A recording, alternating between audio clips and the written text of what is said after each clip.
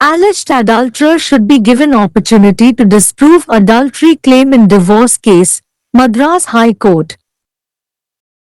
The Madras High Court has recently held that when divorce is sought on the grounds of adultery, the alleged adulterer should be made a correspondent if the details are known. The court also observed that if the details of the alleged adulterer is not known, the petitioner could be excused from the requirement of impleading the alleged adulterer. We, therefore, hold that if the petitioner is aware of the details of the alleged adulterer, he or she must be made a correspondent. Failure to implead would be fatal and the petitioner will have to be non-suited summarily at the very threshold. If according to the petitioner, the name of the adulterer or adulteress is not known or if the alleged adulterer or adulteress is dead, the petitioner can be excused from the requirement of impleading the alleged adulterer. The petitioner must of course get leave from the court for being so excused, the court said. The bench of Justice G.R. Swaminathan and Justice Apurnima observed that in Indian culture, being branded as an adulterer was not a badge of honor and the alleged adulterer should be given an opportunity to disprove the allegations made against him/her. The court added that if an opportunity was not given, the person would be condemned behind his back. Opportunity ought to be given to the said individual to disprove the allegation made by the petitioner. Otherwise, he would stand condemned behind his back. Administrative law is not the exclusive domain for application of the principles of natural justice.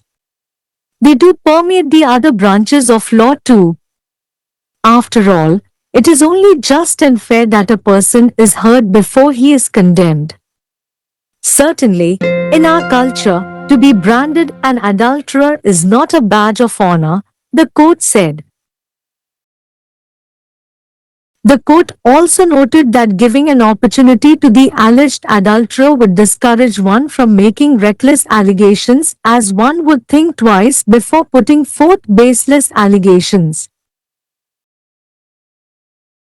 The court noted that as per the rules framed by the Madras High Court under Section 21 of the Hindu Marriage Act, in case of adultery, the petition shall specify the acts of adultery and the occasion together with the name and address of the person with whom such adultery was committed. The court also noted that as per Section 11 of the Divorce Act, the adulterer or adulteress should be made a correspondent unless the court is excused by the court from doing so on any grounds. The court noted that in some cases like one-night stand, the partner may not know the details of the person with whom the adultery was committed.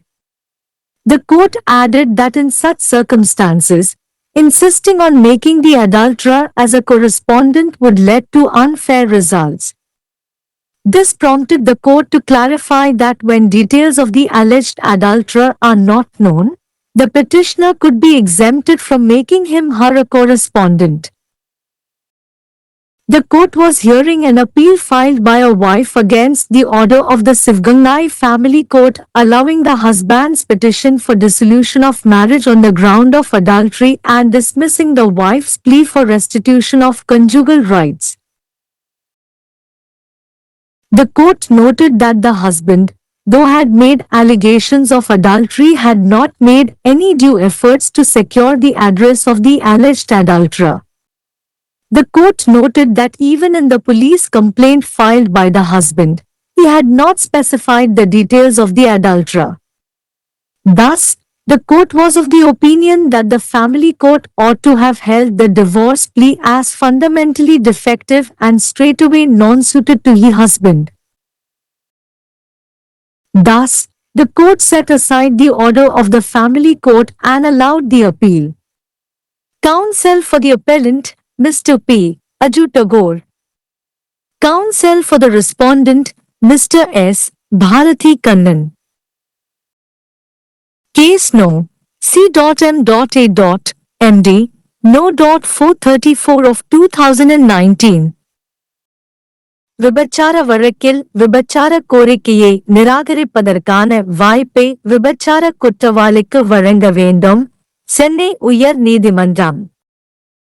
விவகார குற்றச்சாட்டின் அடிப்படையில் விவாகரத்து கோரப்படும்போது விவரங்கள் தெரிந்தால் விபச்சார குற்றவாளியை குற்றம் சாட்டப்பட்டவரை இணை பிரதிவாதியாக மாற்ற வேண்டும் என்று சென்னை உயர் நீதிமன்றம் சமீபத்தில் தீர்ப்பளித்துள்ளது.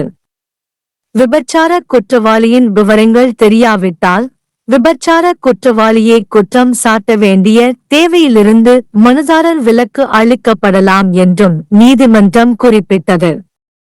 எனவே விபச்சார குற்றவாளியை குற்றம் சாட்டப்பட்டவரின் விவரங்கள் மனுதாரருக்கு தெரிந்திருந்தால் அவர் அல்லது அவள் இணை பிரதிவாதியாக மாற்றப்பட வேண்டும் என்று நாங்கள் கருதுகிறோம். வழக்கு தொடரத் தவறினால் அது மரணத்தை விளைவிக்கும். மேலும் மனுதாரர் சுருக்கமாக வழக்கு தொடரப்படாமல் இருக்க வேண்டும்.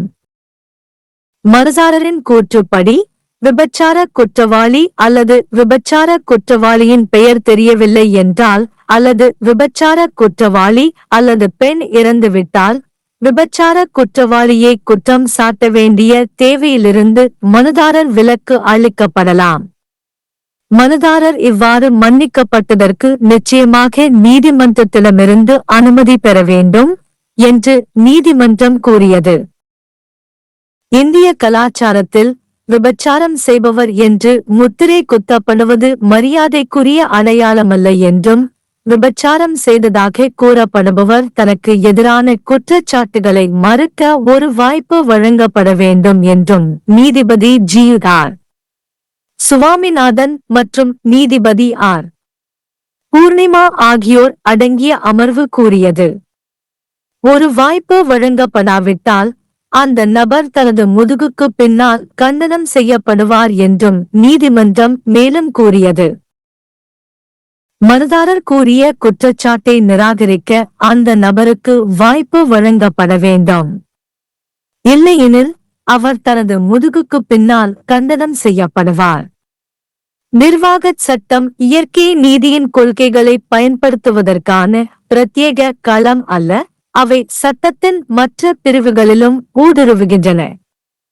எல்லாவற்றிற்கும் மேலாக ஒரு நபர் கண்டனம் செய்யப்படுவதற்கு முன்பு கேட்கப்படுவது நியாயமானது மற்றும் நியாயமானது. நிச்சயமாக நமது கலாச்சாரத்தில் விபச்சாரம் செய்பவர் என்று முத்திரை குத்தப்படுவது மரியாதைக்குரிய அடையாளமல்ல என்று நீதிமன்றம் கூறியது. விபச்சாரம் செய்ததாக கூறப்படும் நபருக்கு ஒரு வாய்ப்பு வழங்குவது பொறுப்பற்ற குற்றச்சாட்டுகளை செய்வதிலிருந்து ஒருவரை ஊக்கப்படுத்தாது என்றும் நீதிமன்றம் குறிப்பிட்டது.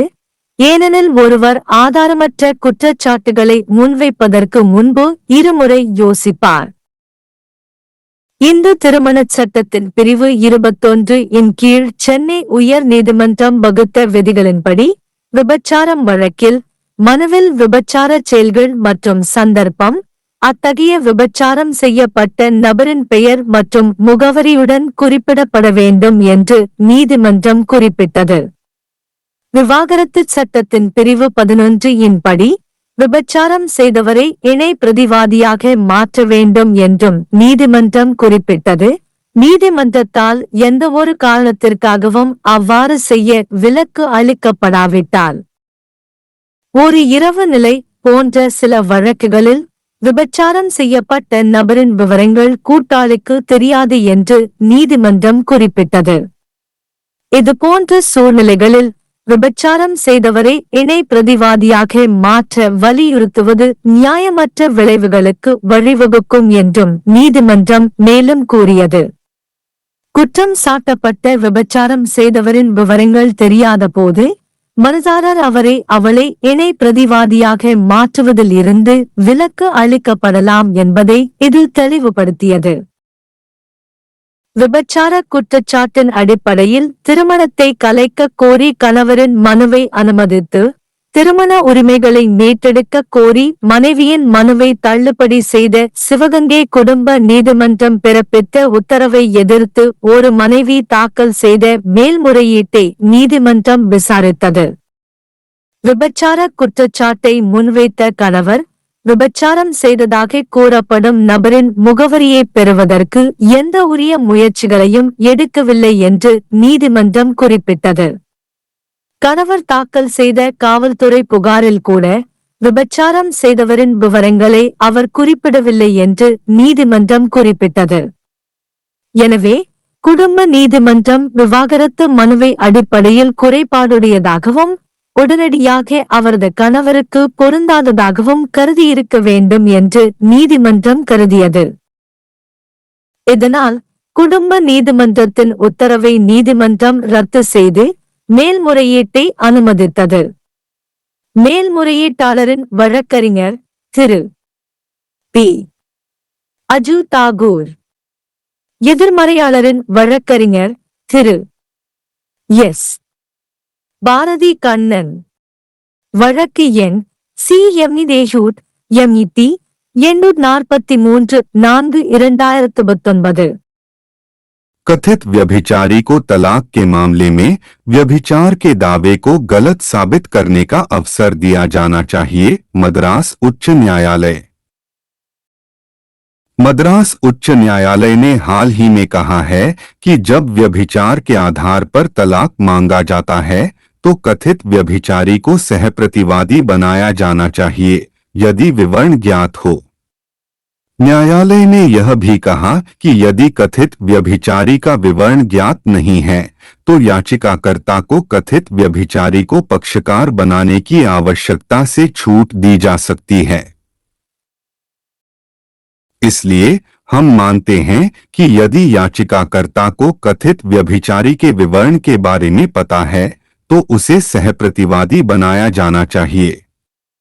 पक्षकार बनाने में विफलता घातक होगी और याचिकाकर्ता को शुरू से ही अयोग्य घोषित किया जाना होगा।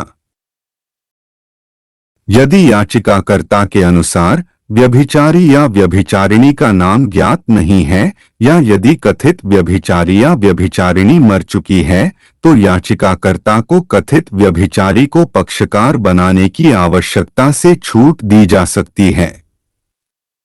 अदालत ने कहा कि याचिकाकर्ता को इस तरह से छूट दिए जाने के लिए निश्चित रूप से अदालत से अनुमति लेनी चाहिए। न्यायमूर्ति GR स्वामीनाथन और न्यायमूर्ति R पूर्णिमा की पीठ ने कहा कि भारतीय संस्कृति में व्यभिचारी करार दिया जाना सम्मान की बात नहीं है और कथित व्यभिचारी को उसके खिलाफ लगाए गए आरोपों को गलत साबित करने का अवसर दिया जाना चाहिए। अदालत ने कहा कि यदि अवसर नहीं दिया गया तो व्यक्ति की पीठ पीछे निंदा की जाएगी। याचिकाकर्ता द्वारा लगाए गए आरोपों को गलत साबित करने के लिए उक्त व्यक्ति को अवसर दिया जाना चाहिए, अन्यथा उसकी पीठ पीछे निंदा की जाएगी। प्रशासनिक कानून प्राकृतिक न्याय के सिद्धांतों के अनुप्रयोग के लिए एकमात्र क्षेत्र नहीं है, वे कानून की अन्य शाखाओं में भी व्याप्त हैं। आखिरकार यह उचित और न्यायसंगत ही है कि किसी व्यक्ति की निंदा किए जाने से पहले उसकी बात सुनी जाए। निश्चित रूप से हमारी संस्कृति में व्यभिचारी करार दिया जाना सम्मान की बात नहीं है, अदालत ने कहा। न्यायालय ने यह भी कहा कि कथित व्यभिचारी को अवसर देने से व्यक्ति को बेबुनियाद आरोप लगाने से हतोत्साहित किया जा सकेगा, क्योंकि वह निराधार आरोप लगाने से पहले 2 बार सोचेगा। न्यायालय ने कहा कि मद्रास उच्च न्यायालय द्वारा हिंदू विवाह अधिनियम की धारा 21 के तहत बनाए गए नियमों के अनुसार व्यभिचार के मामले में याचिका में व्यभिचार के कृत्यों और अवसर के साथ साथ उस व्यक्ति का नाम और पता भी निर्दिष्ट किया जाना चाहिए जिसके साथ ऐसा व्यभिचार किया गया था। न्यायालय ने यह भी कहा कि तलाक अधिनियम की धारा 11 के अनुसार व्यभिचारी या व्यभिचारिणी को सहप्रतिवादी बनाया जाना चाहिए जब तक कि न्यायालय द्वारा किसी भी आधार पर ऐसा करने से छूट न दी जाए। न्यायालय ने कहा कि वन नाइट स्टैंड जैसे कुछ मामलों में साथी को उस व्यक्ति के बारे में जानकारी नहीं हो सकती है जिसके साथ व्यभिचार किया गया था। न्यायालय ने कहा कि ऐसी परिस्थितियों में व्यभिचारी को सहप्रतिवादी बनाने पर जोर देने से अनुचित परिणाम सामने आएंगे। इसने अदालत को यह स्पष्ट करने के लिए प्रेरित किया कि जब कथित व्यभिचारी के बारे में जानकारी नहीं है तो याचिकाकर्ता को उसे सहप्रतिवादी बनाने से छूट दी जा सकती है। अदालत शिवगंगा पारिवारिक न्यायालय के आदेश के खिलाफ एक पत्नी द्वारा दायर अपील पर सुनवाई कर रही थी, जिसमें व्यभिचार के आधार पर विवाह विच्छेद के लिए पति की याचिका को स्वीकार किया गया था और वैवाहिक अधिकारों की बहाली के लिए पत्नी की याचिका को खारिज कर दिया गया था। अदालत ने कहा कि पति ने व्यभिचार के आरोप तो लगाए थे, लेकिन कथित व्यभिचारी का पता सुरक्षित करने के लिए कोई उचित प्रयास नहीं किया। अदालत ने कहा कि पति द्वारा दर्ज कराई गई पुलिस शिकायत में भी उसने व्यभिचारी का विवरण नहीं दिया था।